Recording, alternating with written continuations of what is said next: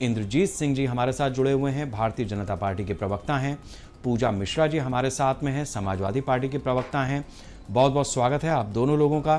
Captain Indrajit Singh ji, सबसे पहले मैं आपसे समझना चाहूँगा कि जिस तरीके की स्थिति है, जो किल्लत अभी देश में गैस को लेकर के बनी हुई है, उस पर केंद्र सरकार किस तरीके से अपनी निगाह रखे है और किस किस तरीके के राज्य सरकारों को और एजेंसीज को, कंपनियों को इंस्ट्रक्शन दिए गए हैं ताकि जिस किल्लत का सामना देश ने करना शुरू कर दिया है वो बढ़े नहीं।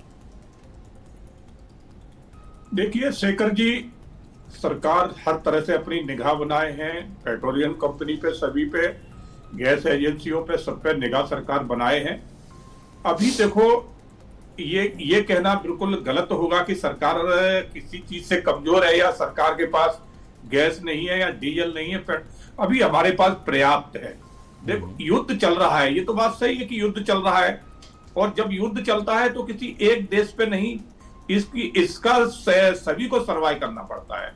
तो थोड़ी बहुत कहीं ना कहीं हमारे देश पे भी इस चीज की थोड़ा दिक्कतें तो आएंगी, मगर अभी फिलहाल ऐसी कोई प्रॉब्लम नहीं, कोई दिक्कत नहीं है। सरकार के पास अभी भंडारण है, पर्याप्त मात्रा में है, गैस का है, डीजल पेट्रोल का है, सभी का है।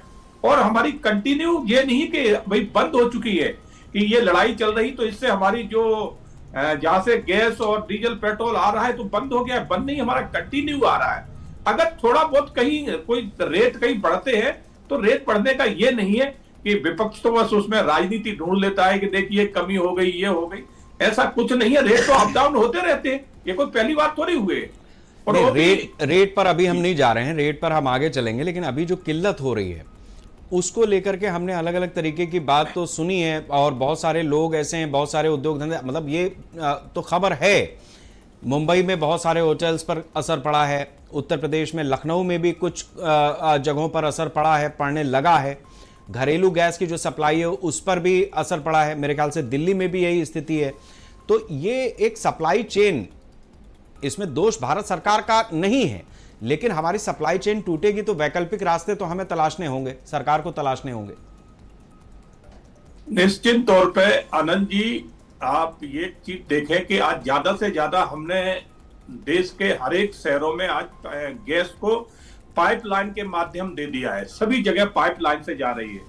तो जिनके पास पाइपलाइन है उनके पास कोई ऐसी प्रॉब्लम नहीं है, और ना ही आपको सुनने को मिली होगी कि उनकी गैस पाइपलाइन से गैस आना बंद हो गया है। सिलेंडरों में कहीं यहाँ कभी आगे पीछे कोई अगर स्टॉक उनके पास कम होता है तो वो नहीं दे पाते, जैसे ही स्टॉक पहुंच जाता है देने लग जाते हैं।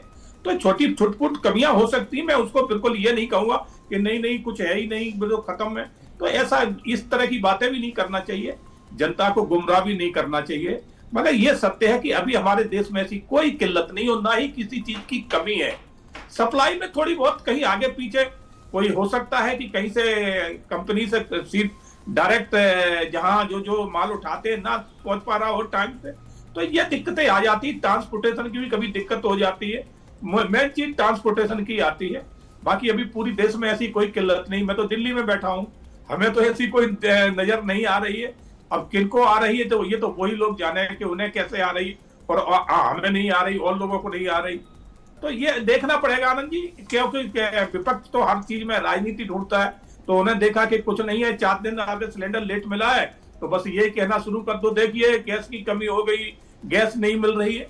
तो ये गैस की किल्लत ना होती, ठीक है, आपने इंद्रजीत जी अपनी बात रखी है। गैस की किल्लत ना होती तो सरकार इसमें क्यों लागू करती, 25 दिन के बाद ही बुकिंग का फॉर्मूला क्यों लेकर के आती, एलपीजी की जो सप्लाई है उसको किस तरीके से मॉनिटर किया जाना है उसके लिए एक रूपरेखा क्यों बनाती। तो सरकार चिंतित है अपनी तरीके से।